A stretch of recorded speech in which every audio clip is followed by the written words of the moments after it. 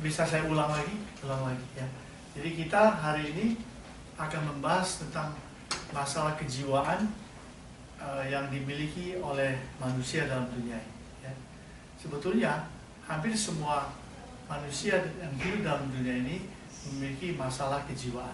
Ya. Karena setelah manusia jatuh dalam dosa, maka masalah itu sudah ada, masalah fisikal, spiritual, dan psychological. Itu karena dosa manusia pada waktu itu. Dan itu terjadi hingga turun-temurun, dan memang kita memuji Tuhan bahwa ada Kristus yang berkorban di kayu salib sehingga dia dapat menyelesaikannya. Tetapi kita masih melihat dalam kehidupan orang Kristen mengalami hal seperti itu. Bahkan kita semua di sini kemungkinan kita mempunyai masalah kejiwaan, walaupun tidak sedikit atau itu banyak, yang kita sendiri seringkali tidak menyadari. Ya. Nah, ada banyak pakar-pakar teologi dari luar negeri yang kemudian mereka menjadi misionari di negara dunia ketiga. Mereka menemukan hal-hal seperti itu. Ya. Kebanyakan orang-orang dari Barat yang jadi misionari ke luar negeri, mereka banyak mempelajari tentang ilmu jiwa, ya, psikologi. Seringkali mereka membawa ilmunya itu ke dunia ketiga waktu melayani sebagai misionari. Dan mereka menemukan bahwa banyak kasus-kasus dalam kehidupan jemaat di tempat mereka melayani itu adalah masalah spiritual, bukan masalah kejiwaan, ya, masalah spiritual. Sehingga akhirnya saya kasih salah satu contoh, ya, bahwa ada seorang dosen kami di Fuller, namanya Charles Kraft. Itu penulis buku yang terkenal, dosen kita juga. Dia menulis buku Christianity with Power. Ya. Dia melayani di Afrika selama paling sedikit 15 tahun. Dan dia menemukan bahwa kasus-kasus di ladang misi itu dialami oleh orang-orang Kristen itu masalah spiritual. Itu sebabnya melahirkan pelayanan exorcism, pelayanan pelepasan. Tetapi pakar-pakar dari luar negeri, misalnya dari luar negeri yang datang ke dunia ketiga juga menemukan ada banyak kasus-kasus behavior karakter dalam kehidupan jemaat, ya, itu bukan masalah spiritual tapi masalah psychological. Jadi dalam pelayanan kita dua hal ini tidak bisa dipisahkan, physical, spiritual, dan psychological, ya. Itu merupakan sebuah fakta, ya. Nah, kalau saudara pernah membaca buku tulisan Yakub Subsabda tentang Christian Counseling, ya, dia banyak membahas kasus-kasus itu dari kacamata psikologi, karena dia seorang ahli psikologi, seorang counselor yang banyak melayani di ladang-ladang pelayanan, khususnya dalam kehidupan jemaat, ya. Jadi dia dia menganalisanya bahwa orang-orang yang berbahasa roh dan lain itu ada juga yang itu sebenarnya kejiwaan, bukan spiritual. Ya, jadi mereka bisa mengeluarkan bahasa-bahasa roh, dipikir itu kepenuhan Roh Kudus, tapi itu sebenarnya psychological, ya. Nah, kita mau membahas tentang skizofrenia, ya, adalah istilah untuk mental disorder. Ini masalah penyakit kejiwaan, ya. Orang yang punya mental disorder ini, dia sulit untuk membedakan yang mana yang fakta, yang tidak fakta, yang benar, yang tidak benar, yang rohani, yang tidak rohani, ya. Dia sulit berpikir jernih, bisa aja karena perasaannya, emosinya yang normal, yang tidak normal dalam meresponi sesuatu, ya. Dia juga sulit untuk berperilaku normal dalam situasi sosial. Jadi ini psychological, ya, bukan spiritual. Ya kan, kalau psychological sebenarnya harus diselesaikan secara psikologi, sedangkan spiritual mesti diselesaikan secara spiritual. Tapi saya memang tidak mengatakan bahwa masalah kejiwaan tidak bisa diselesaikan dengan pendekatan spiritual. Semua kita butuh doa, betul nggak? Kita butuh doa, kita butuh pelayanan, kita butuh kebenaran firman Tuhan untuk menyelesaikan masalah apapun dalam tingkah laku seorang manusia. Jadi ya, oleh sebab itu isu yang terakhir kita bahas kemarin ini kan tentang ada ini di satu tempat ada rasanya ada setan atau tidak, itu bisa psychological daripada spiritual, betul nggak? Tapi itu juga memang betul ada lebih spiritual daripada psychological. Dan itu kalau kita bicara tentang dunia setan itu ada di mana-mana, betul nggak? Di dalam hati kita bisa ada setan. Setan itu penguasa ruang angkasa, penguasa dunia ini sudah manusia jatuh ke dalam dosa. Maka tadi saya ada diskusi sedikit dengan tamu kami yang datang dari Indonesia, seorang dosen, seorang pakar juga. Dia bilang dia juga seringkali mengalami seperti itu. Kalau dia pelayanan ke daerah-daerah, lalu dia tinggal di satu rumah, persis seperti yang saya alami. Waktu malam hari, waktu itu kok ribut sekali, ini kamar mandi kok seperti ada orang mandi gitu ya. Tapi waktu itu memang pengalaman saya itu, saya tidak mengkaitkan dengan bahwa itu ada hantunya. Pikiran saya masih jernih gitu. Jadi pikiran saya masih jernih. Kenapa kok ribut sekali tetangga ini? Tapi pada ini di dalam satu rumah tidak ada orang, hanya saya. Jadi saya pergi ke sebelah karena hanya tembok ini aja yang menghalangi itu kamar mandi dengan ruangan tidur. Ruangan yang lain. Saya gitu, kok itu bak mandi Indonesia kan pakai bak mandi yang pakai canting itu, tenang sekali, tidak ada air mengalir. Padahal tadi saya lihat kok ada air mengalir, kenapa malam-malam orang mau mandi? Pikiran saya mau ke sana mau kasih tahu, kok malam-malam hari kok mandi gitu. Pikiran saya bukan bahwa itu ada hantu. Di hari berikutnya sudah saya tanya orang yang taruh saya sebagai tamu, sebagai dosen mengajar waktu itu, dia bilang, oh iya Pak, rupanya memang rumah yang Bapak tinggal itu sering dipakai untuk pelayanan exorcism, pelayanan pelepasan orang yang terlibat kuasa kegelapan. Sudah, besok malam itu saya kembali lagi, saya tidur, saya tenang, tidak mendengar suara itu lagi. Persis seperti dengan teman saya di Albi. Begitu juga, dia tidur di dalam satu rumah, dia dengar itu kok ada orang mandi gitu, kok ramai orang mandi begitu, dia tidak ada. Ya kan? Nah itu spiritual. Tapi bisa juga karena perasaan-perasaan kita, apa itu juga bisa psikologikal, sehingga kita merasa bahwa oh di sini ada penunggunya, di sini ada setan. Ya kita lupa bahwa setan itu ada di mana-mana, di luar ada setan. Di luar dunia ada setan. Kalau Bapak Ibu pergi ke Las Vegas, ada setan juga. What do you think? Itu bukanlah itu Sin City. Nah, Anda masuk ke dalam tempat perjudian di dalam hotel, sesudah Anda tidur di hotel, turun ke bawah, Anda merasa ada setan nggak? Nggak ada. Loh, pada itu ya secara negatif sesuai dengan Alkitab, tempat judi, tempat orang-orang yang tidak bermoral, yang itu sudah jelas tempat setan, tetapi nyaman nggak? Nyaman. Ada hasil lagi. Nah, saya bawa tamu saya tinggal nginep di Luxor Hotel. Wow. Luxor Hotel di bawahnya itu semua tempat judi, Kita tidur nggak ada gangguan. Soalnya setannya ada di bawah. Dan itu seluruh gedung itu milik siapa? Pasti milik orang yang mungkin tidak mengenal Tuhan, ya kan? Jadi seluruh gedung itu kan, kalau kita mau melihat dari segi spiritual, berarti semua gedung itu dikuasai oleh roh jahat. Tapi kita tidurnya ngorok tuh, tidak ada yang ganggu. Even you tidur sendirian, siapa yang ganggu you? Tidak ada.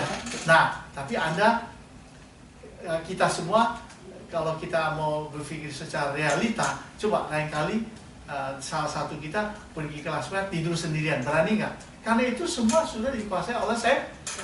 Loh, nah sekarang sudah jelas kan? Sekarang sudah jelas. Bagaimana kita memahami kehadiran daripada kuasa si jahat? Bisa, kebanyakan itu adalah perasaan. Perasaan itu mental disorder. Tapi kita bukan punya mental disorder yang worse. Kita punya mental disorder. Jadi kecenderungan kita selalu kerasa. Apalagi kita berasal dari dunia ketiga. Nah kalau gitu kita bicara soal culture. Betul nggak? Tahu culture? Culture itu adalah budaya di dalam sebuah masyarakat yang mempengaruhi kehidupan spiritual kita bukan hanya bahasa, bukan hanya keindahan art batik, bukan, tetapi juga masalah kepercayaan. Itu budaya kepercayaan, betul nggak? Malam Jumat orang bilang malam Kliwon, jadi kita dulu kita secara walaupun kita sudah Kristen karena kita takut, malam Jumat jangan keluar rumah, orang tua kita bilang kita sudah takut keluar rumah malam Jumat. Lewat kuburan, jangan lewat kuburan malam hari. Lah kuburan itu semua tulang belulang, tidak ada apa-apa. Lihat nggak? Kita ini harus bisa berpikir jernih. Kalau nggak nanti ya jadi repot. Tapi nanti kita akan melihat, kita akan perlakukan spiritual betul-betul secara spiritual, psychological, kita akan buktikan secara psikologi. Jadi inilah penyakit schizophrenia. Ya. Ini otak, kondisi brain atau otak manusia yang punya mental disorder. Ya. Jadi dia berbeda-beda nih. Yang banyak yang merah nih kemudian lebih parah. Ya. Yang biru yang biru agak kurang, atau yang biru ini average-nya defisit, jadi kurang fungsinya. Ya. Yang merah ini punya, ya jadi kira-kira seperti ini. Ya. Terus menelusuri schizophrenia. Ya. Ini suka mess up nulisnya. Schizophrenia mess up nulisnya. Tapi bicara soal mental disorder. Dalam kehidupan kita sebagai makhluk hidup, Alkitab mengatakan bahwa manusia harus berjuang dengan berpeluh mukamu, kamu akan makan rezeki. Betul nggak? Jadi sebanyak kita jatuh dalam dosa, even orang yang terkaya di dunia pun dia itu melewati proses seperti ini. Bahwa berjuang itu memang lelah untuk jadi kaya, jadi manusia terkaya itu juga perjuangannya itu juga mengeluarkan keringat. Ya.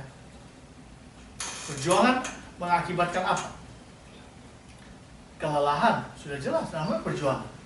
Frustrasi, membawa kelemahan tubuh, sakit penyakit, masalah fisik lainnya, membawa tekanan, membawa masalah kejiwaan. Walaupun perjuangan juga mengakibatkan atau memberikan kontribusi kita hidupnya lebih baik, betul nggak? Kita bisa menikmati, wah ini jerilah saya. Jerilah saya, maka sekarang I become today right now like this, oleh karena saya sudah berjuang di masa lalu. Setiap jerilah now itu Tuhan memberikan berkat, ya itu anugerah umum, ya anugerah umum. Ya. Dalam perjuangan membawa banyak pengaruh, dampak perjuangan, ya ini dampaknya lain. Dampak perjuangan membawa pengaruh dalam berbagai arena dalam kehidupan manusia. Nah ini dampaknya lebih kepada faktornya lain, yang tadi kepada keadaan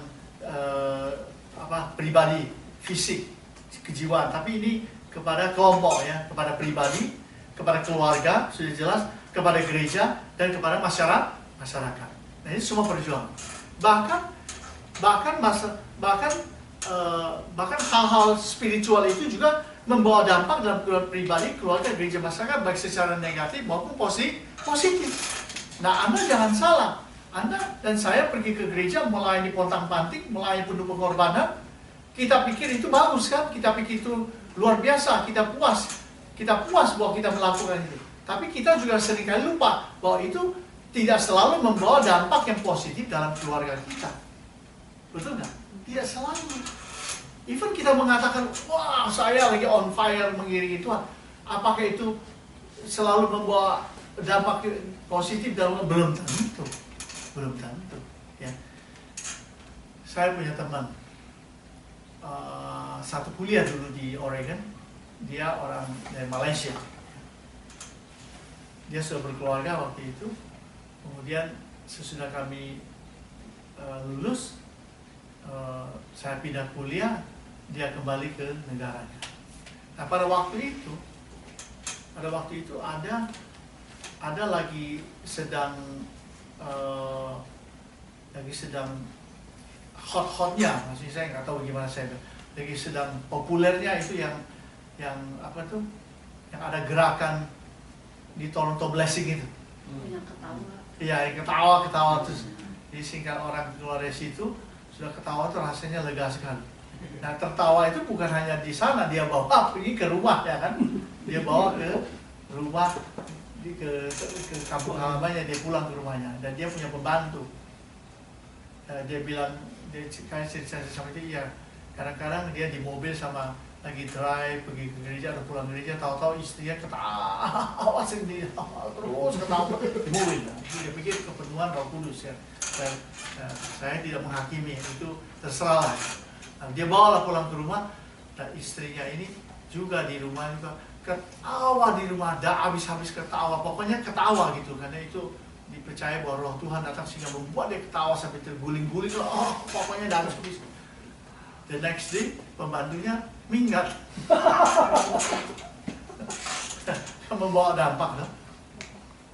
Pembantunya minggat, pembantunya bingung kenapa Tuhan saya ini tertawa terus. Jadi gawat, dia gimana ya? Jadi dia melihat itu keadaan itu bukan membuat dia lebih aman ya, dia takut karena kenapa kok ada orang Kristen, ada keluarga hamba Tuhan, dia bisa tiba-tiba dia ketawa sampai tidak bisa mengendalikan diri lagi. Dan itu dampak. Jadi setelah manusia mengalami akibat perjuangan tadi, akibat perjuangan, maka manusia berusaha mencari jalan keluar untuk mengatasinya, baik secara negatif maupun positif. Ya. Sudah berjuang kan ada pressure, ada tekanan, ya kan? Walaupun dia jadi kaya, ya. Kemudian ada juga dia sakit. Kemudian dia berusaha untuk cari jalan keluar. Itu kan normalnya kan begitu. Kalau you lapar kan pasti cari makan. Tapi kalau you merasa nggak enak, merasa kecapean, kelelahan, you kan cari sesuatu, betul nggak? Ya, entah kalau sakit ya pergi ke dokter, ya.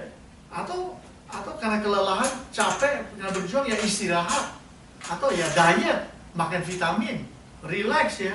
Nah, kalau ada tekanan jiwa yang mencari hiburan, pergi ke beach, betul nggak? Ya berenang, ya kan? Makan obat kuat, ataupun obat terlarang ada juga dimakan. Ya itu kan sudah jelas.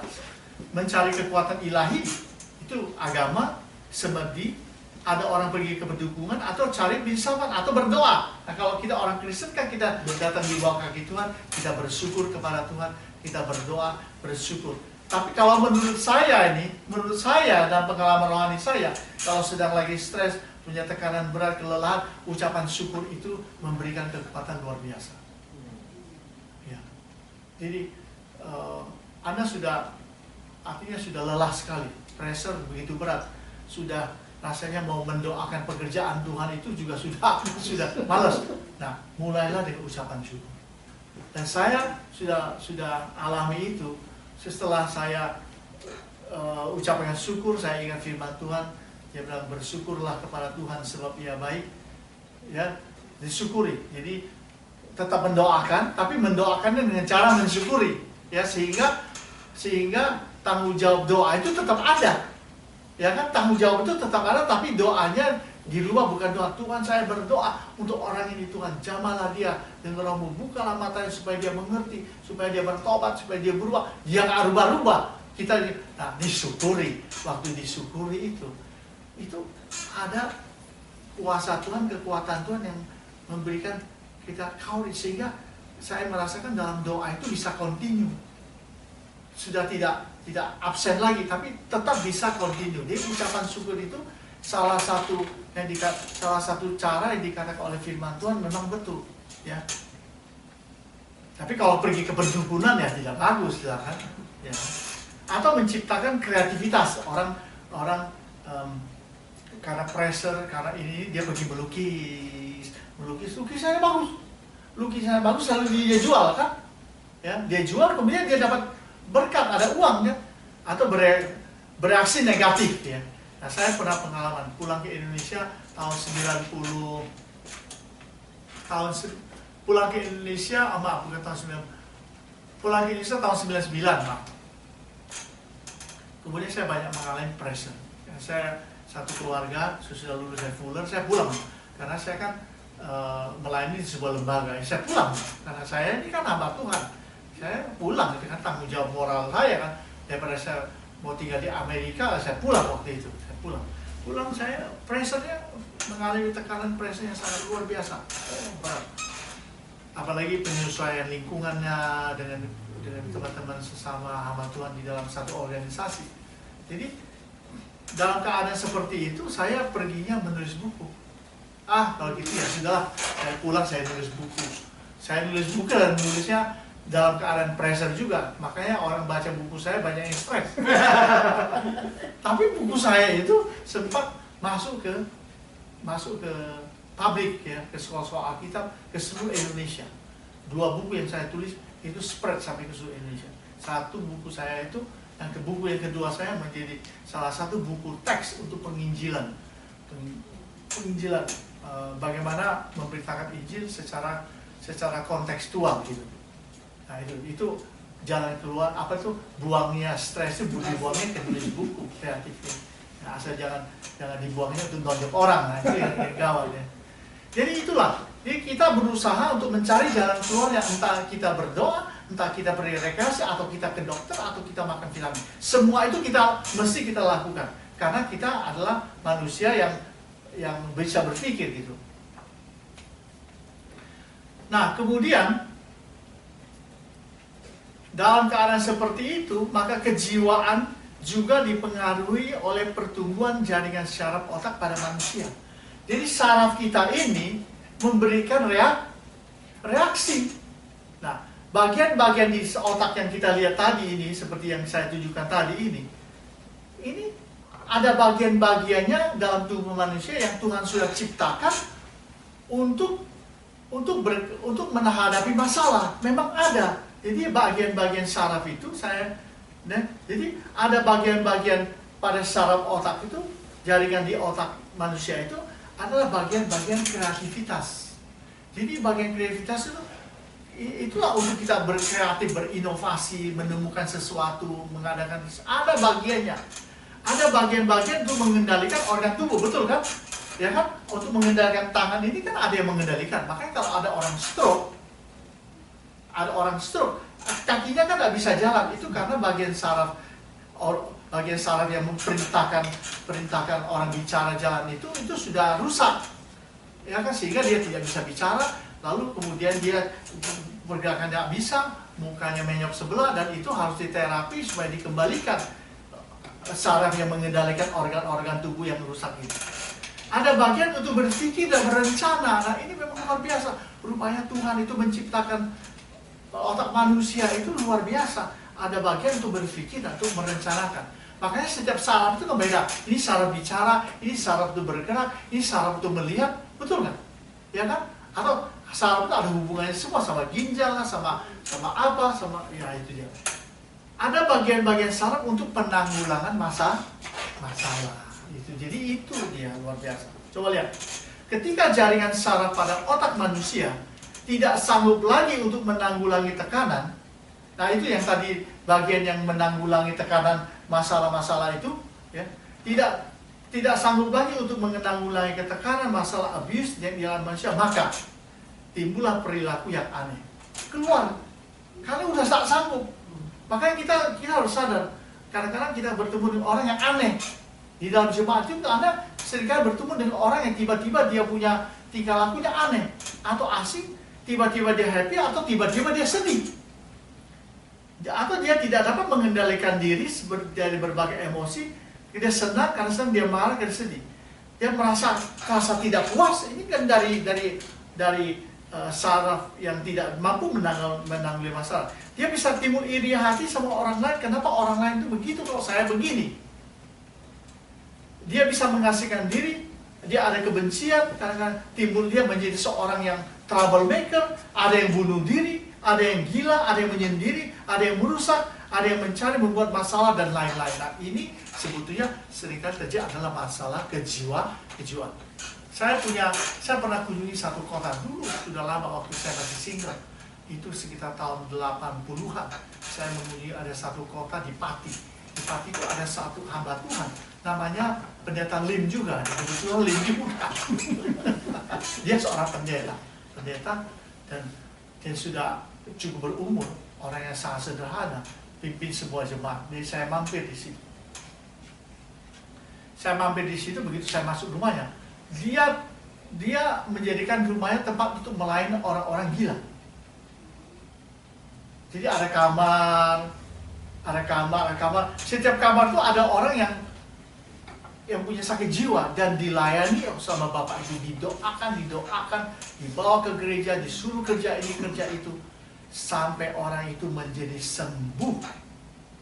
Dan saya bertemu orangnya, ada salah satu orangnya yang tidak beres itu di gereja, diem aja, sudah sehat, sudah melayani, tapi keadaannya tuh dia bilang sama saya, nah itu orangnya, ini dia sudah sembuh. Dia dulu punya penyakit, lalu Tuhan sembuhkan dia. Begitu, ada. Saya punya teman yang kemarin baru datang itu, yang saya tawarkan sama kalian. Kebetulan kalian kan nggak bisa undang dia kan. Itu teman kuliah saya juga. Di rumahnya dia tempat melayani orang-orang yang gak waras. Dia bayar orang gak waras. Dia ada keluarga yang anaknya atau keluarga waras, dikirim ke sana, dia layani, didoakan sampai sembuh. Itu karena psikologi. Saya sampai kaget karena teman saya ini datang ke sini beberapa minggu kan. Dan itulah pelayanannya. Itu dia ada di Jogja. Jadi banyak orang melayani seperti itu.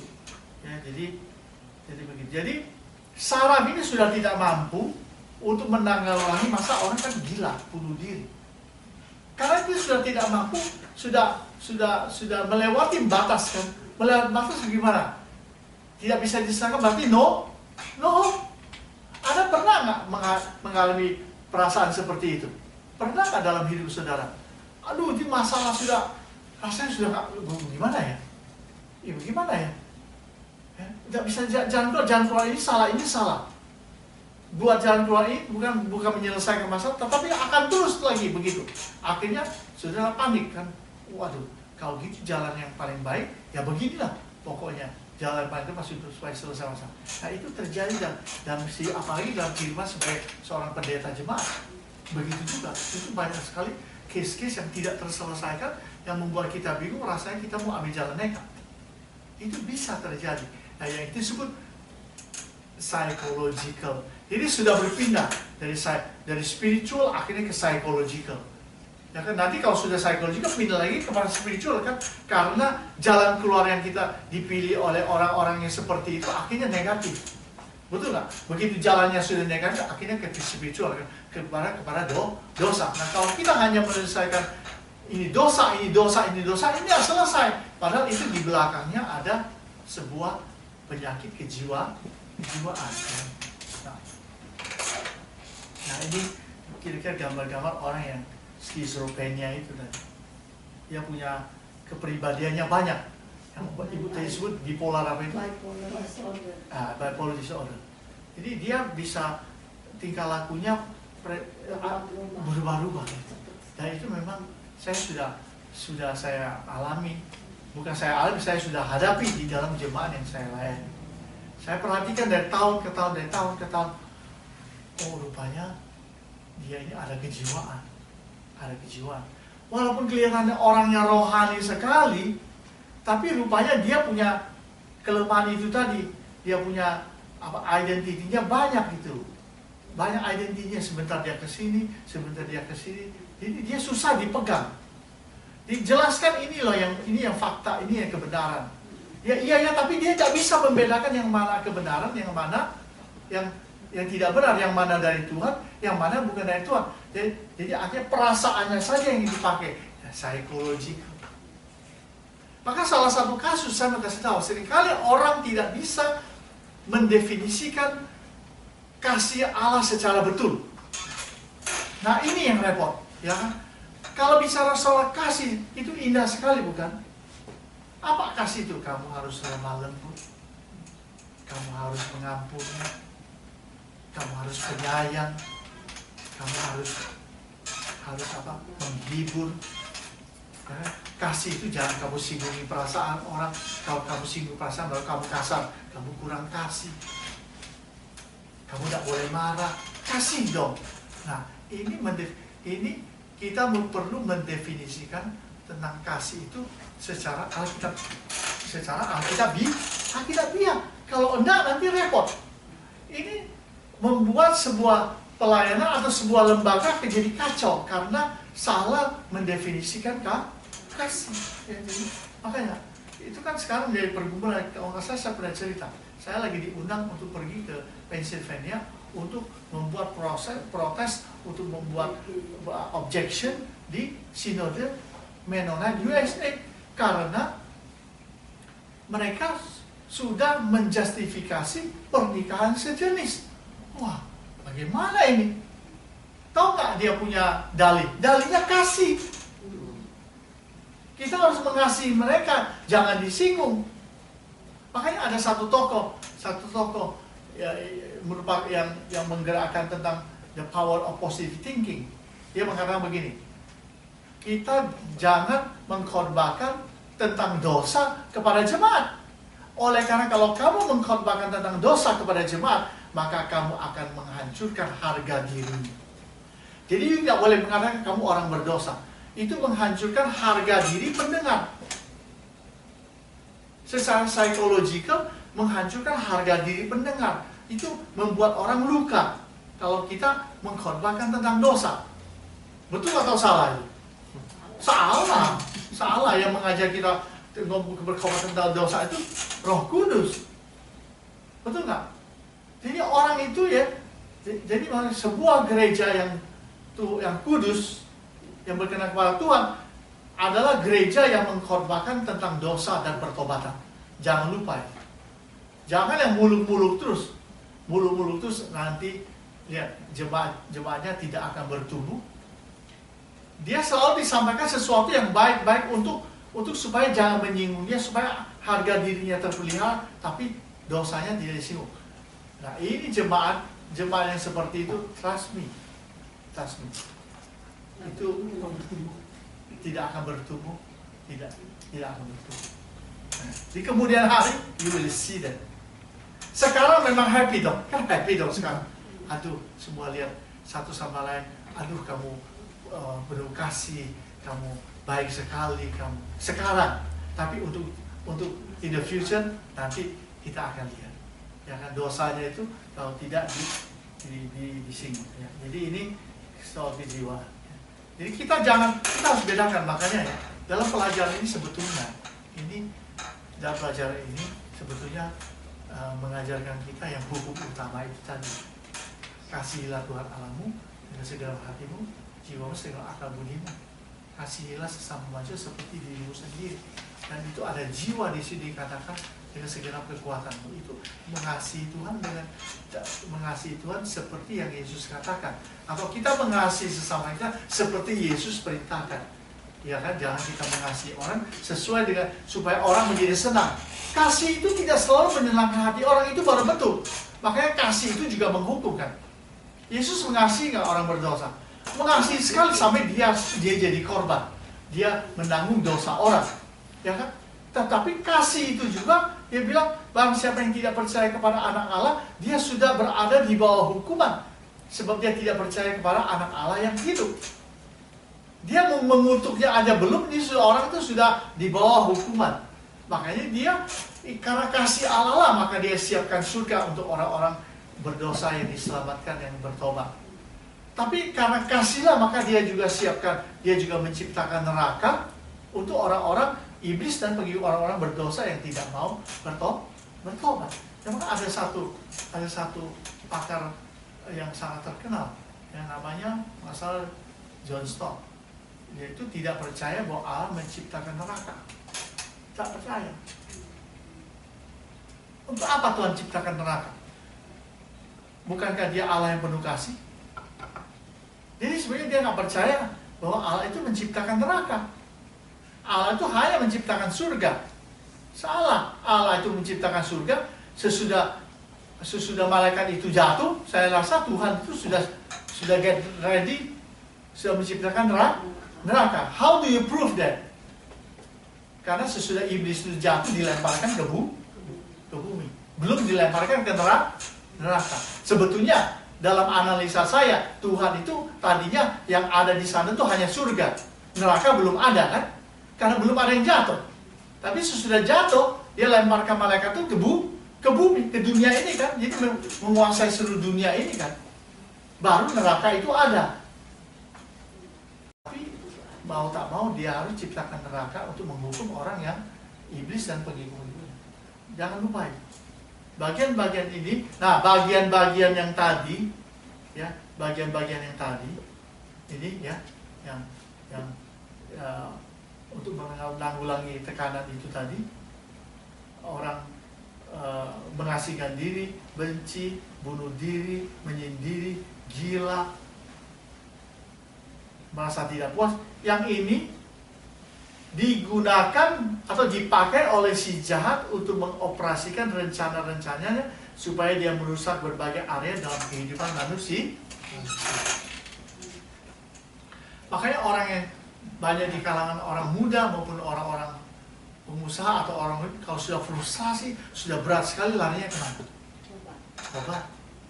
Iblis masuk kan, dia pakai kondisi itu untuk bawa dia ke obat-obat terlarang, untuk bawa dia pergi ke perjudian, membawa dia ke minum-minuman keras, membawa dia bunuh diri, membawa dia menjadi kriminal, ya kan? Untuk, nah, dengan demikian dia bisa merusak lingkungan sesama, merusak diri sendiri, merusak gereja Tuhan, merusak dunia. Nah ini dia. Masalah-masalah lain dalam kejiwaan dari berpikir, dari cara berpikir, ini cara berpikir, cara berencana dan menghayal adalah halusinasi, mendengar suara-suara roh, suara hatinya udah beres, ada suara hati, mimpi-mimpi, fantasi, isolasi, dan mujizat. Nah, ini sebetulnya masalah kejiwaan. Tidak semua masalah spiritual. Bapak Ibu percaya nggak mimpi itu benar? Mimpi dari Tuhan juga ada. Percaya? Ada mimpi dari Tuhan. Ada mimpi yang oleh karena gejala psikologi. Betul nggak?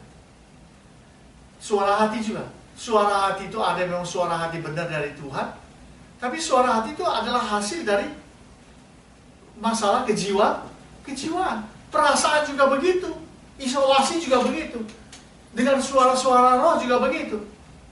Itu banyak kejiwaan daripada spiritual. Tapi memang ada spiritual. Alkitab bilang dengarlah suara Tuhan. Alkitab itu suara Tuhan. You baca itu suara Tuhan. Tapi ada sebagian orang yang, saya baru mendengar suara Tuhan. Saya mendengar suara Tuhan.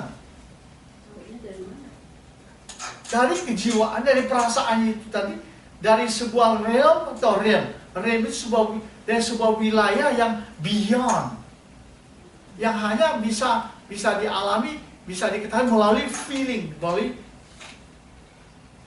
perasaan jiwa. Maka kita sebaiknya untuk aman itu lebih baik menggunakan iman, faith, hati yang benar daripada kamu ikut juga punya feeling itu. Karena itu ya, kalau itu benar, syukur. Tapi benar itu nanti jangan sampai addicted. Lihat kan? Kan begitu kan? Orang kan kebanyakan addicted nih. Benar dong gua punya perasaan. Rupanya, benar rupanya. Rupanya benar ini. Jadi kemudian dia addicted kan. Dia selalu menggunakan situasi sama. Nah kemudian dia membuat dia sudah jauh dari kebenaran. Jangan menggunakan pengalaman sebagai metode. Tahu metode? Dijadikan sebagai apa ya? Sebagai patokan. Kalau Anda sudah menggunakan metode pengalaman itu sebagai patokan lalu jadi metode, nah Anda sudah setengah jalan untuk menyimpang, untuk menjadi sesat. Mengapa saya mengatakan jadi metode itu tidak boleh dilakukan dan itu memang bukan cara Tuhan? Mengapa saya mengatakan? Karena tidak semua doa saudara dijawab oleh Tuhan dengan cara yang salah. Tuhan itu bijaksana sekali. Tuhan itu tahu. Karena kelemahan anak-anak Tuhan, kelemahan orang percaya, umat manusia ini begitu. Begitu dia dapat satu ini, sudah sesuai kan. Nanti lain kali dia berpikir Tuhan melakukan hal yang sama. Tuhan tidak selalu melakukan hal yang sama. Ada 1000 cara dia deal dengan saudara. Supaya Anda jangan sampai tersesat.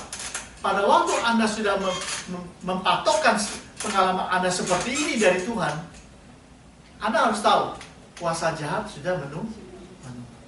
Dia pakai, akhirnya jalan ini, kalau Anda jalan, kalau ini yang memimpin sudah bukan Tuhan, yang memimpin sudah iblis.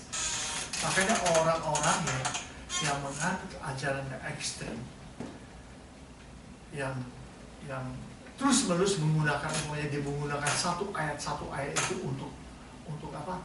Untuk sebuah kebenaran, terus akhirnya membuat dia jadi saya sesat. Anda boleh mimpi dari Tuhan, saya percaya. Karena di dalam Alkitab juga mengatakan ada mimpi dari Tuhan. Contoh Yusuf, dapat mimpi nggak dari Tuhan? Mimpi kan? Bulan, bintang dan apa? Bulan dan apa itu? 12 bintang apa? Pokoknya saya nggak ingat begitu jelas ya, saya lupa. Lalu ada tumpukan-tumpukan gandum itu.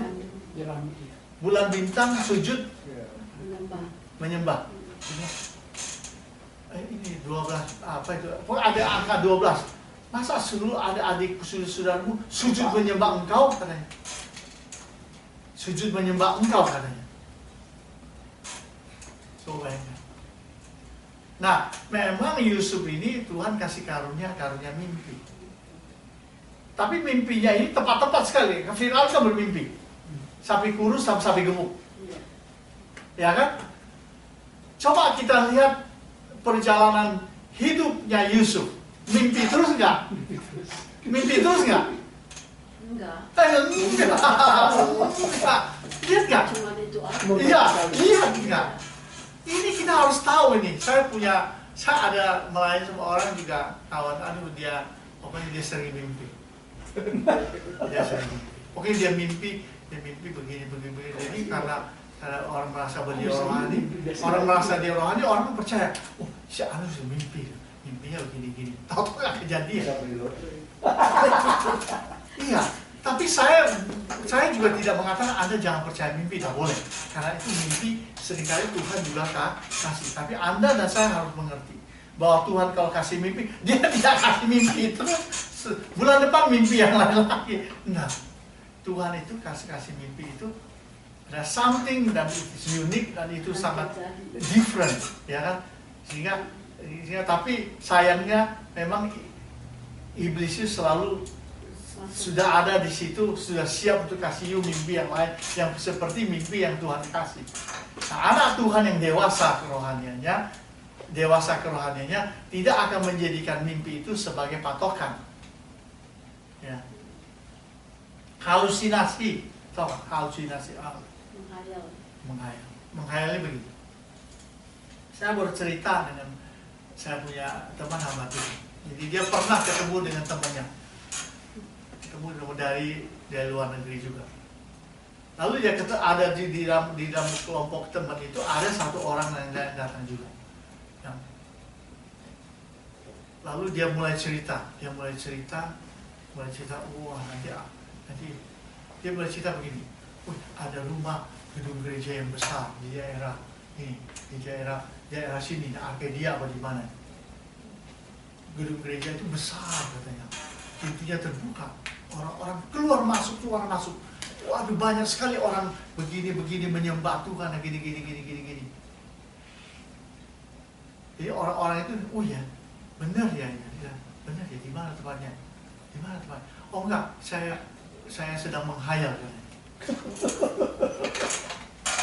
Orang itu, tapi dia sedang menghayal atau dia lagi mimpi. Mungkin dia kena itu kan schizophrenia. Iya, jadi hati-hati. Jadi ya, ajaran-ajaran di zaman sekarang ini seringkali banyak menggunakan perasaan ini sebagai alat. Saya pernah cerita sama saudara. Dulu saya pernah kuliah di Oregon. Saya juga punya seorang teman. Ini seorang teman sama-sama kuliah. Hanya dia undergraduate, saya sudah master. Tapi dianya teman yang baik, anak yang sangat baik sekali. Pokoknya apapun ditolong sama dia. Ya hidupnya juga sederhana sebetulnya. Ya. Hidupnya sederhana. Dia pernah ada mobil, dia berdoa kan dia dapat mobil, orang kasih dia mobil. Jadi kan tambah dinamis kan. dia suka pergi pelayanan menginjil kan, nama anak seminari kan weekend pergi pelayanan penginjilan di downtown lagi gini. Dan dia berjalan dengan satu anak perempuan yang satu kuliah juga di kampus, yang punya semangat 45 yang juga sama. Rupanya sama-sama Pentakosta karismatik. Pentakosta karismatik itu tidak salah, itu betul, baik itu juga. Tapi orang-orang yang berlebihan itu yang seringkali bisa membuat dia in trouble. Jadi karena begitu kusuknya, begitu dekatnya penginjilan sama-sama, waduh sudah dekat sekali, on fire terus kan, ya suara Tuhan terus kan. Karena suara Tuhan terus, ada satu kali perempuan itu bilang sama teman saya ini, saya nggak kenal dengan perempuan itu banyak, saya kenal dengan satu ini karena dia cerita lalu saya kedengaran sama saya. Dia bilang itu my friend ini, dia bilang mau sama teman laki-laki, last night saya mendengar suara Tuhan dan God said that you are my husband. Langsung dia. Waduh, you bayangkan, namanya orang suara Tuhan itu terus menerus kan. Dan sekarang dia mau mengelak kemana? Kau kalau itu namanya suara Tuhan mengatakan bahwa kamu adalah suamiku, dia mau lompat kemana itu sudah langsung dead end namanya. Ya, karena dua-duanya punya orientasi, punya kepercayaan suara Tuhan itu. Tuhan bicara sama saya, let's do it. Tuhan bicara sama saya, let's do it. Begitu kan? Nah sekarang Tuhan bicara bahwa kamu adalah suamiku. Mau let's do it bagaimana? Tidak di do it karena ini suara Tuhan. Kalau di do it, kalau ini bukan suara Tuhan, nah sekarang disitulah dia belajar sesuatu. Bahwa istilah suara Tuhan harus difilter. Jangan semaunya suara Tuhan. Ya kan? Jangan semaunya suara Tuhan. Saya punya teman begini, waktu di seminar. Nah, teman-teman seminar itu kadang-kadang ya, dia punya iman itu hanya on fire tapi tidak dewasa. Jadi ini waktu di Fuller, ini kejadian di Fuller. Ini saya juga mendengar, kan namanya kawan-kawan ini kan semua cerita semua. Kalau ada kejadian kawan-kawan kan bercerita. Jadi ada satu, dia punya teman kita, dia punya teman, dia sedang bekerja di perpustakaan. Dia kerja di perpustakaan. Orang ini orang India, orang sederhana, tapi sudah berkeluarga. Dia jaga di perpustakaan, dia kerja di perpustakaan part-time untuk menghidupi keluarga kan dia sambil kuliah. Dan waktu itu orang ini memang dia tidak punya mobil, dia bergumul sekali dengan mobil. Lalu ada satu orang Korea, ini teman kita juga tidak kenal. Dia on fire kan, nah ini yang on fire ini yang hebat kan. Rupanya terjadi komunikasi di perpustakaan itu, mengatakan ya, saya ini butuh mobil. Kan wajar-wajar aja, namanya kan kita kawan kan. Aduh, kalau saya dengan Pak Sony Wala aja ya, yang wajar-wajar aja. Ketemu di jalan ngomong-ngomong, ya nih saya lagi bergumul nih, saya lagi sebetulnya saya lagi butuh mobil. Sebenarnya saya nggak minta sama dia, orang itu sebenarnya nggak minta apa-apa sama dia karena sama-sama mahasiswa. Lalu sama-sama mahasiswa ini mau minta apa? Uang nggak ada kan? Semua sama sudah berkeluarga, lalu kuliah ambil program PhD. Ya saya perlu mobil ya, saya lagi mau cari mobil, tapi uang saya memang lagi nggak ada. Nah ini dengar on fire ini, dia merasa Tuhan gerakkan kan, dan dia pulang ke rumah. Istrinya kerja di McDonald. Dia bilang, kayaknya kita harus bantu bapak ini, kita belikan mobil untuk dia. Istrinya, oh begitu ya, karena suaminya dia on fire, dia pikir ini kayaknya dengan by faith kita kasih korban ini. Kita kasih dia mobil satu. Jadi istrinya itu punya savingnya ini memang itu tahun 90-an ya. 90-an kan uang kuliah masih rendah. Punya saving itulah dia bersihkan. Dia beli mobil untuk kawan di perpustakaannya. habis itu, habislah savingnya kan. Nggak ada uang kan ya, untuk bayar uang kuliah, tak ada uang lagi kan. Nah, habis itu kesulitan sendiri. Saya dengar-dengar kemudian kemana-mana dia cerita. Kemana-mana nih kalau dia khotbah dia cerita. Saya ketemu orang ini, saya bilang sama istri saya, kita beli mobil untuk dia. Tahu-tahu mobil, uang mobil dia saving, dia bersihkan savingnya, dia beli mobil yang cukup bagus untuk dia. Sekarang dia kesulitan uang kuliah. Doakan saya katanya. Ngerti gak ibu maksudnya? Ngerti dong? Ngerti gak? Maksudnya ini, saya sudah berkorban nih. Uang ini sudah habis nih sekarang. Tolong kalian digerakkan Tuhan. Lalu didengarlah sama kawan-kawan ini. Waduh, langsung gimana ini? Ya kan sama-sama kawan. Ada juga mungkin waktu itu juga ada pengusaha. Gimana ini? Gimana? Ini uang savingnya sudah dia bersihkan untuk belikan mobil. Jadi orang di mendengar itu jadi bergumul. Wah rupanya dia nih sekarang dia butuh uang nih. Dia nggak. Jadi ya kita ini percaya suara Tuhan. Jadi, tapi kita jangan membabi buta. Sekarang ukuran imanku di mana? You punya ukuran iman di mana? Dan you punya ukuran iman itu jangan you coba-coba juga. Karena tidak semua persembahan yang you kasih itu Tuhan yang menghendaki supaya you kasih. Memberi sama orang itu bukan belum tentu itu kehendak Tuhan. Makanya sampai hari ini seringkali yang kita minta kepada Tuhan, kita hanya meminta kepada yang punya langit bumi langsung. Langsung kita minta. Juga dia tidak jawab atau dia belum jawab. Nah, Tuhan Allah itu memiliki semua harta, benda, emas di seluruh muka bumi ini, minyak bumi, segala bumi itu punya dia. Nah, kalau Pak Yosef meminta uang $100.000 dari Tuhan Allah. Kira-kira kalau Tuhan itu kasih Bapak $100.000 hari ini, bikin Tuhan jadi miskin nggak? Oh enggak. Nah, ya, Bapak ngerti maksud saya? Tuhan itu maha kaya, bukan hanya kaya lagi. Langit bumi semua nyawa kita miliknya.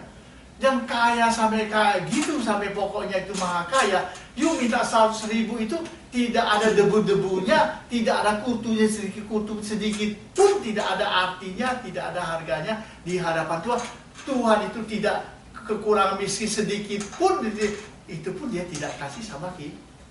Lihat kan? Nah sudahlah saya mengatakan Bapak seperti kaya seperti Warren Buffett. punya 70 billion dollars. Bapak atau anak Bapak datang. Papi, aku minta $10.000 papi. Nah kalau Bapak keluarkan uang $10.000 itu, Bapak punya 70 billion dollars, itu bikin Bapak kaya, bikin Bapak miskin nggak? Ya tidak. Nah sekarang Tuhan Allah itu begitu. Dia nggak kasih sama kita. Dengan Tuhan kan nggak bikin lu kaya, tidak bikin Tuhan juga jadi miskin. Kasihlah saya $10 million, Tuhan juga tetap tidak ada kekurangan uang. Dia pun tidak. Inilah prinsip rohani. Lihat Tuhan itu bukanlah Allah yang bisa kita atur. Ini suara Tuhan. Ini hayo ini.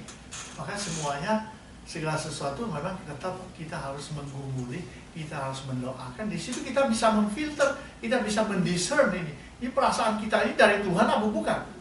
Apa ini karena ini sebenarnya masalah kejiwaan kita ini begini. Ini psychological, ya kan? Nah, tapi memang kalau memang kita mau memberikan orang sesuatu, kita kan harus mengukur dengan kemampuan kita juga. Nah, itu kan kita dikasih hikmat Tuhan, bukan membabi buta. Bukan membabi buta kan? Kecuali kalau Tuhan itu datang sama saya, Halim, kasih semua saving kamu. Dia betul-betul menampakkan diri sama saya. Nah, itu pun saya pikir, sudahlah, memang Tuhan mau saya kasih semua. Ngerti nggak? Jadi kadang-kadang kita beriman boleh, spiritual boleh, tapi kita harus tahu juga, kita harus pakai kita punya iman. Akal budi. Betul. Bukan sembarangan. Kita juga bisa tahu kayak orang di lampu merah, orang yang sedang mengemis. Kamu kasih dia $1 itu kita jadi miskin nggak? Ya enggak. Tapi seringkali hati kita tidak tergerak untuk kasih orang untuk dia beli rokok. Jelas nggak? Iya. Kadang-kadang kita juga, artinya kita juga nggak bisa pikirkan, oh, nanti aku kasih dia uang, nanti dia beli rokok. Jadi bukan urusan kita. Ngerti nggak? Ini kebijaksanaan itu memang sangat dibutuhkan dalam hal isu-isu seperti ini. Kan? Nah, ini Nah, ini bagaimana menurut saudara? Dia menikah apa enggak? Atau dirinya sendiri? Apa diri sendiri? Itu punya dua halusinasi. Halusinasi. Ya. Itu merupakan sebuah dunia yang sangat berbahaya, yang berhalusinasi, yang mimpi-mimpi. Oh, saya punya visi bagus. Visi saya membangun sebuah menara tertinggi di dunia. Ya, itu mimpi kan boleh. Kenapa mimpi? Mimpi, tapi tidak ada.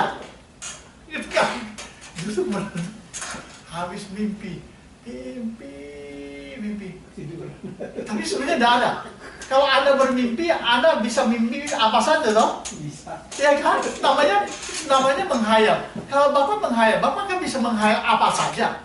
Nah sekarang orang punya visi itu apa boleh begitu? Saya bisa bervisi apa saja. Namanya cuma letaknya di dalam berpikir. Ya kan? Ini kejadian. Ini namanya menghayal. Jadi ada dua orang. Yang satu dia menghayal, dia ngomong sama temannya, wah saya punya ladang yang luas, menanam sayur-sayur, luas sekali, subur semua tanahnya. Lalu yang saya bilang, oh saya punya kuda-kuda banyak sekali, persis di sebelah dia punya ladang. Kudanya tuh tangkas, dia bisa lari sini, lari sana, lompat sana, lompat sana. Lalu yang punya ladang ini bilang, tolong hati-hati, jangan kau kudamu, lembu-lembumu, kuda-kudamu kalau lepas, semua saya punya ladang habis katanya. Lalu dia bilang, oh makanya kau bikin pagar dong. Kamu punya ladang ini, kau harus bikin pagar supaya saya punya kuda-kuda, sapi-sapi saya jangan nyelonong. Kau harus bikin pagar katanya.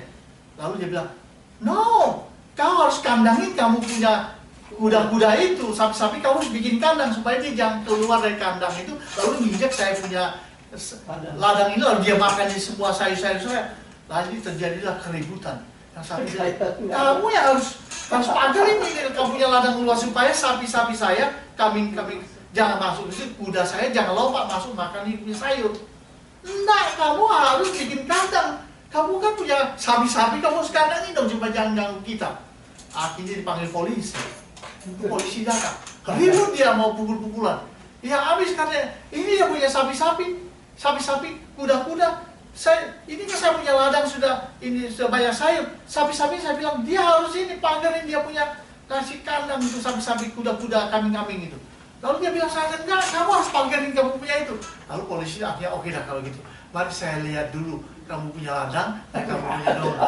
Mari kita pergi. Saya lihat dulu supaya saya bisa bayangkan yang mana yang harus. Oh enggak Pak, ini hanya menghayal saja Pak.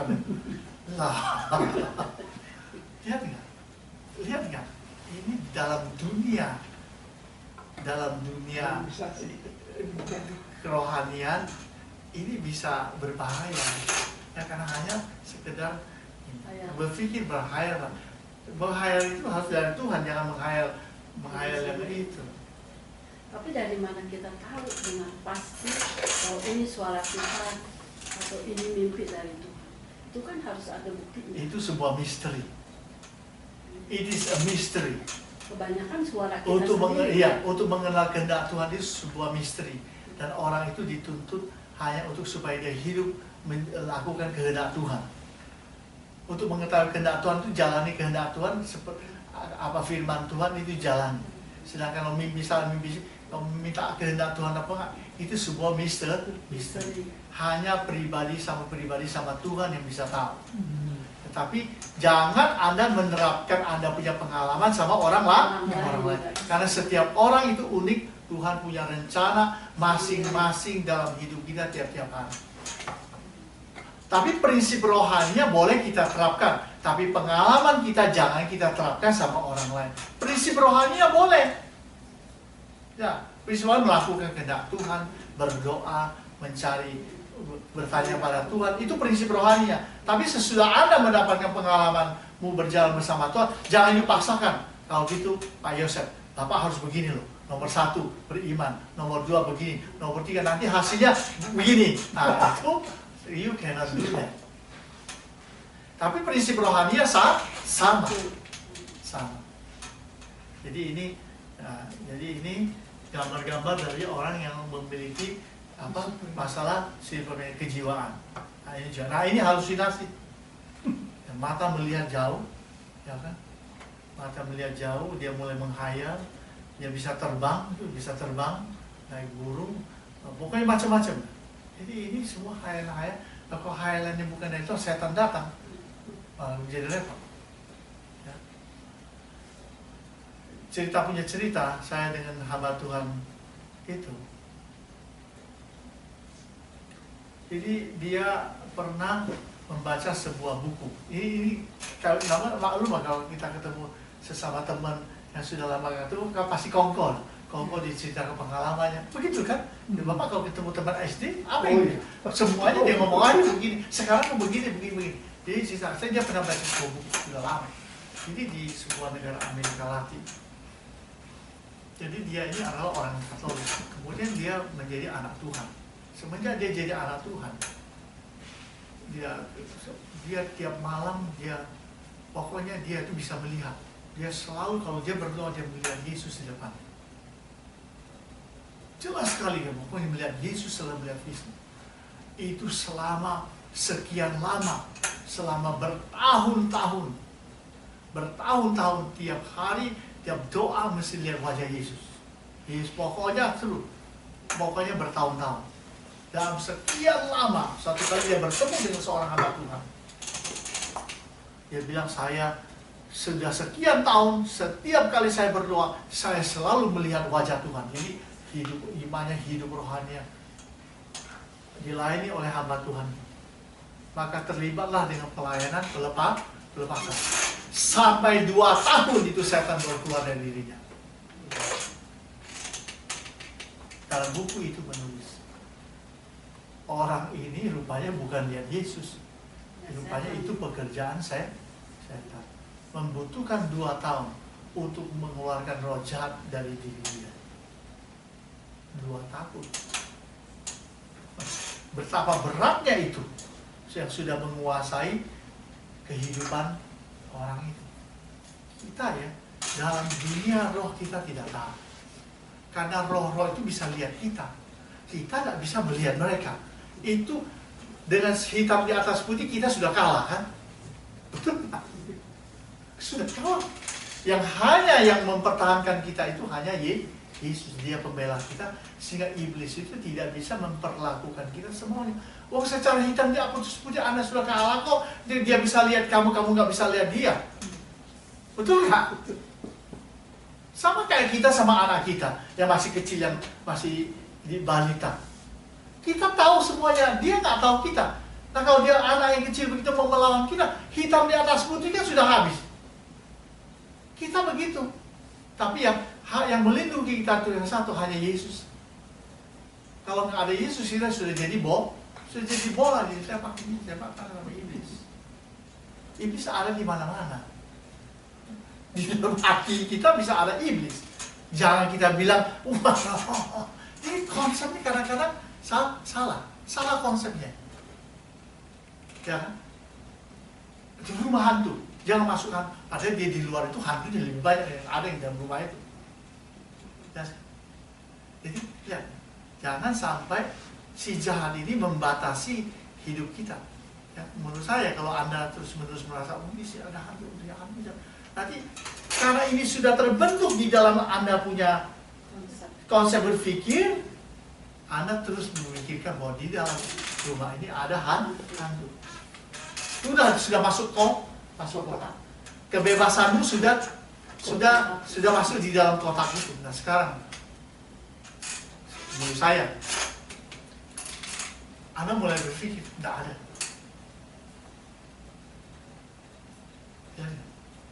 Dan saya bukan mengatakan bahwa di sini tidak ada hantu. Saya percaya di mana-mana ada hantu, di gereja pun ada hantu.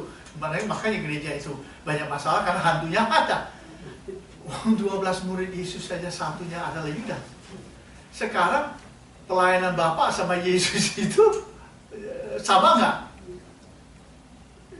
Jauh. Dia 3,5 tahun sama murid-muridnya. Maaf nih, murid-murid tidur di situ, mungkin dia tidur di sini kan? Ya kan? Dia juga tidur. Namanya kan pelayanan di jalan. Kemana jalan pergi, tidak ada rumah kan tidur di jalan. Yesus bareng di sana, muridnya bareng di situ. Kalau masuk ke rumah Lazarus, nginap di situ, murid-muridnya di sebelah sini ya, oke, Yesus the Lord, Master, kasih tempat tidur Pak. Tapi di dalam satu rumah. Makan sama-sama, doa sama-sama, bikin mujizat, 5 roti 2 ikan dikasih 5.000 jadi 2. Masih ada Yudas.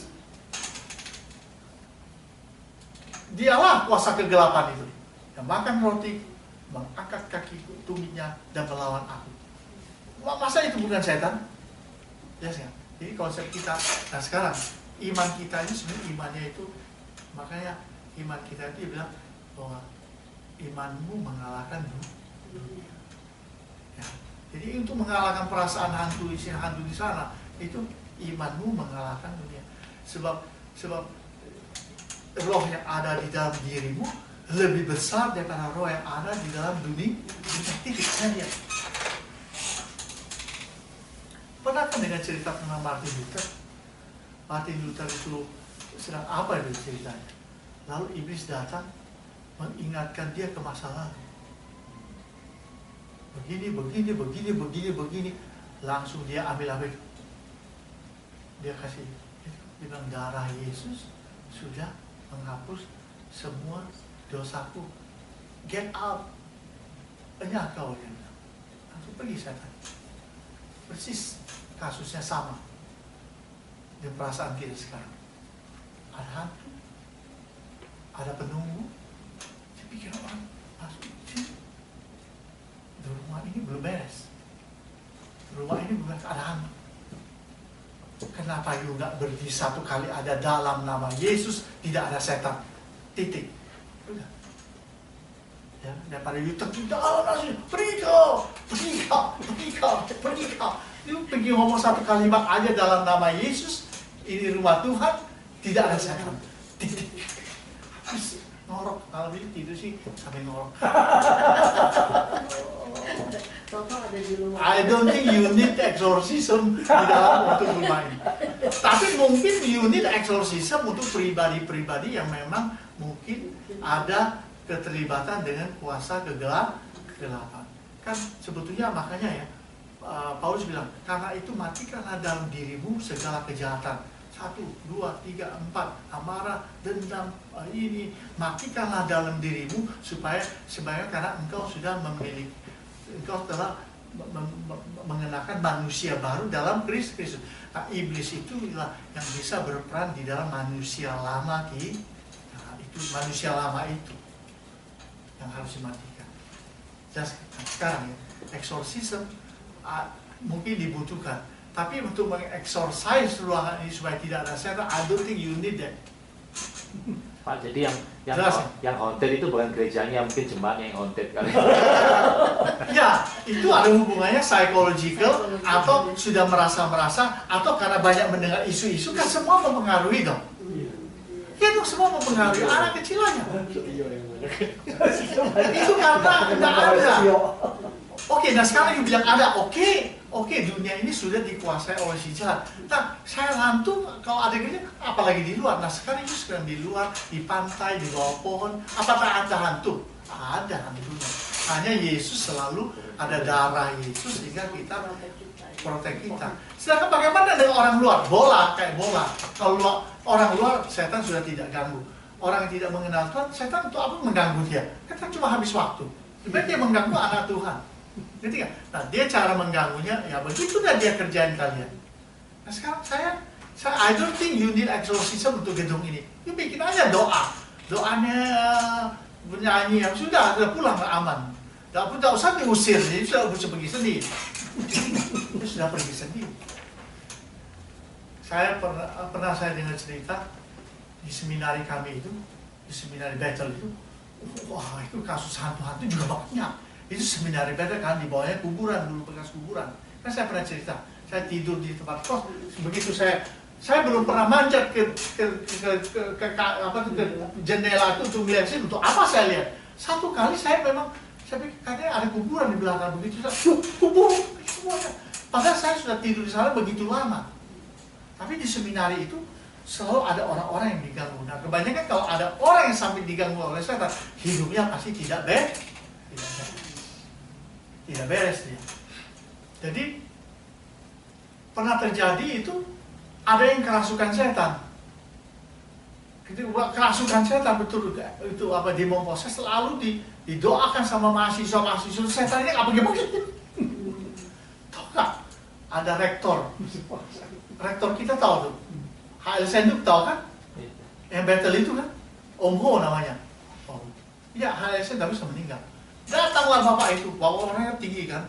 Ini Indo Belanda kan tinggi, bahasa Belanda. Hamba Tuhan, dia datang mana? Begitu dia datang, itu yang kerasukan setan langsung masuk di bokong.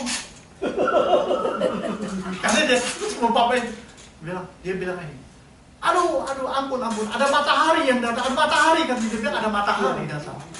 Oh, itu karena ada kemuliaan Tuhan dalam dirinya. Dia datang aja dipikir mendatang matahari. Tapi dia masuk ke kalau ada matahari kan, panas, ada matahari. Jadi hidup hamba Tuhan itu akhirnya setan pergi sendiri, tidak usah diusir, dari dia sudah lihat matahari. Ya, kita ini umat Tuhan kalau kita hidup sungguh-sungguh mengiringi Tuhan, kuasa Tuhan itu ada pada diri kita. Kayak kita orang lain itu diusirin setan nggak pergi, tapi ada orang datang mengusir setan dia langsung pergi. Ya. Nah sekarang itu ya, itu. Jadi mujizat-mujizat yang benar-benar terjadi ini menurut satu teori. Dalam dunia kekristenan hanya kurang dari 1%. Yang mujizat yang betul-betul terjadi katanya dengan teori ini kurang dari 1%. Karena semua orang akan mati. Dan sekarang rasio kan, semua orang akan mati. Dan sekarang lu minta uang $100.000 sama Tuhan, Tuhan tidak kasih sama lu. Padahal Tuhan kasih you $1 billion pun dia tidak jadi menjadi miskin. Tetapi langit dan bumi akan kasih you $1 billion itu tidak sendiri better Christian. Karena semua langit bumi akan lenyap. Tuhan prefer give you the better than $1 billion. Betul kan? Ini teorinya. Dia bilang mujizat di dalam dunia kekristenan terjadi itu hanya kurang dari 1%. Itu betul-betul mujizat. Karena semua orang akan mati. Jadi mujizat diberikan oleh Tuhan sebagai sebuah kesempatan untuk bertobat, kesempatan untuk melayani, berkarya, memuliakan Tuhan dan jadi berkat, bukan untuk memperpanjang. Dan you know. Nah sekarang prinsip yang seperti ini jarang bisa diketahui oleh orang-orang Kristen zaman ini kalau dia tidak mengenal Tuhan dengan sungguh-sungguh. Contoh-contoh kejiwaan pemuda di Gadara yang dirasuk oleh legion. Nah, Daud dikejar-kejar oleh Saul, lalu dia pergi ke Raja Akis. Dia punya jenggotnya panjang, lalu dikeluarkan ludahnya. Lalu Raja Akis bilang, siapa itu Daud? Kenapa kau bawa orang gila? Saya nggak kekurangan orang gila di sini. Padahal dia mengalahkan berlaksa-laksa, mengalahkan musuh yang luar biasa. Dia juga stres. Karena dikejar sama Saul, sampai ludahnya dia turun semua. Raja Akis bilang, pengawal mau bunuh dia. Tidak salah, itu orang gila itu katanya. Apa kau bawa orang gila? Enggak, Tuhan ini mengalahkan beribu-ribu berlaksa-laksa ini. Ayo saya bawa dia pergi. Saya juga kekurangan orang gila di istana saya. Dia orang gila. Elia ada stres nggak dikejar-kejar sama Isabel? Sampai dia lari ke gunung sini, gunung sana. Sampai Tuhan bilang, kenapa kau di sini? Iya, aku sudah kerja puas-puasa. Sekarang orang itu mau bunuh saya. Mana baru dia habis bereskan 450 Nabi Baal.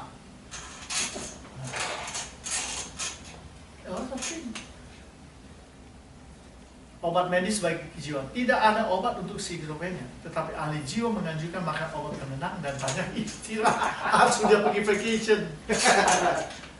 Yang terakhir, jalan keluar menurut Alkitab. Membawa jiwa yang sakit skizofrenia kepada Kristus. Nah, walaupun kita tidak melepaskan konseling, pendekatan psikologi kejiwaan. Maka Daud mengatakan dari 103, Mazmur 131, pujilah Tuhan hai jiwa, pujilah namanya yang kudus hai segenap hati. Jiwanya harus memuji Tuhan, supaya perasaan-perasaan salah itu lepas. Waktu orang itu memuji Tuhan, jiwanya terangkat. Bani Korah menyanyikan lagu agar jiwanya keluar dari tekanan, keluar dari kejiwaan. Mazmur 42 ayat 1 hingga 43 ayat 5. Dia bilang, pujilah Tuhan hai jiwa. Mengapa engkau tertekan hai jiwaku? Pujilah namanya. Dia bilang, megahkanlah dia. Kenapa kau tertekan? Praise the Lord. Dia bilang, pujilah Tuhan. Katanya. Ya. Jadi membawa jiwa kepada Tuhan, merindukan Allah seperti air rusa yang merindukan air. Nah ini konteksnya. Mengucap syukur dan dia bilang berharaplah kepada Tuhan. Jadi orientasinya jangan kepada diri sendiri lagi, tapi orientasinya berubah. Dia orientasikannya kepada Tuhan. Kalau orientasi ke situ ya stres, akhirnya tambah berat. 2. Merenungkan dan mengingat kebaikan-kebaikan Tuhan. Mazmur 132. Pujilah Tuhan hai jiwaku dan janganlah lupakan segala kebaikan. Nah, ini cara positif yang benar karena mengingat kebaikan Tuhan. Kalau zaman sekarang orang mengingat yang baik-baik, yang baik, yang indah-indah, yang pokoknya yang happy-happy. Bukan, ini mengingat kebaikan. Nah, kalau diaplikasikan tentang kebaikan Tuhan itu banyak sekali kebaikan Tuhan. Merenungkan kebaikan-kebaikan Tuhan. Mazmur 77 ayat 12. Merenungkan firman Tuhan. Taruh Tuhan menyegarkan jiwa. Nah, baca firman Tuhan. Baca Alkitab. Lebih baik ini daripada pergi ke psikolog. Percaya kepada Allah yang mengampuni, menebus, dan menyembuhkan. Nah, ini kelanjutan tadi, ayat 3. Dia yang mengampuni segala kesalahan. Dia yang menyembuhkan segala penyakitmu. Dia yang menebus hidupmu dari lubang kubur. Yang memahkota engkau dengan kasih setia dan rahmat. Berarti dia mengampuni. Kalau kamu merasa bersalah, guilty, dia yang mengampuni. Kalau merasa sakit hatimu, Tuhan menyembuhkan. Ya, dia mengampuni kesalahan, menebus hidup kita, memahkota kita dengan kasih setia. Kalau masih kurang dihargai, Tuhan kasih mahkota untuk memahkota kita kasih setia dan rahmat. Tuhan yang memberi penghargaan. Menentukan kepuasan dalam Kristus. Ayatnya. Dia yang memuaskan hasratmu dengan kebaikan sehingga masa mudamu menjadi baru seperti pada gunung Jawari. Bahwa kepuasan itu ditemukan di dalam Kristus, bukan hanya kerja berat, banyak uang akhirnya stres, tidak merasa puas. Tapi kepuasan itu harus ada di dalam Kristus. Nah, intinya kesimpulan ya, kita pelajari ini bahwa ada ajaran yang benar, ada tindakan yang benar, ada sikap hati yang benar atau perasaan atau jiwa yang benar. Nah, semuanya mesti berfokuskan kepada, bisa kita dapatkan kalau kita berfokuskan kepada Kristus. Kita berfokus kepada ajaran yang benar, melahirkan iman yang benar, melahirkan iman yang menyelamatkan. Ya kan? Itu iman yang menyelamatkan tadi. Jadi jangan pakai perasaan, jangan pakai ya rasa sini rasa sana. Lagi itu masuk kotak. Ini masuk kotak itu tadi, ya. Sekarang keluar dari kotak itu. No more, tidak ada. Mana ada ini? Tidak ada. Ya kan? Karena ada Tuhan di sini, maka tidak ada kuasa gelap. Ya kan? Kalau dia mau ada, terserah dia. Pokoknya tidak ada. Punya tindakan yang benar sebagai orang percaya, ya kan? Kita sudah belajar tentang etika Kristen, ya kan? Itu yang lebih konstruktif, yang lebih bernilai. Ya kan, lebih bernilai. Sehingga kita tahu pernikahan sejenis itu boleh apa enggak, ya kan? Capital punishment, abortion, bayi tabung, ya kan? Hot smoke pot boleh apa enggak? Kemudian bayi tabung itu sebetulnya enggak Alkitab dia. sebetulnya tidak alkitabiah. Karena Tuhan yang harus menenun di dalam kandungan. Tetapi itu diizinkan apabila sperma yang digabungkan itu ada sperma suami istri sendiri, lalu baru dimasukin ke dalam teknologi. Tapi kalau dia menggunakan sperma orang lain karena sperma suaminya itu tidak bisa membuahi anak, dia pakai sperma orang, itu berzinahan. Tidak boleh. Even suaminya sudah meninggal lalu dia pergi ke bank sperma, dia ambil itu bukan dari itu sudah jelas. Sudah jelas bukan sperma. Supaya sperma itu biasanya sperma orang yang sudah meninggal kan. Nah, semua prajurit Amerika yang pergi ke Irak rata-rata spermanya diambil disimpan di bank sperma di New York. Tujuannya kalau dia meninggal dia masih punya sperma untuk mengembangkan dia nanti punya anak. Lalu dia sudah meninggal. Tapi kalau istrinya yang pakai ya, it's okay. Tapi kalau orang lain itu namanya perzinahan, bukan ya? Itu yang selesaikan spiritual formation kita sudah lengkap hari ini. 3 pelajaran ortodoksi, ortopraksis sama ortopak. Ya. Saya yakin ini pelajarannya cukup dalam, cukup luas, dan kalau saudara mereview, saya pikir itu akan menolong kita menjadi orang percaya yang dewasa. Itu saja ya, Tuhan memberkati.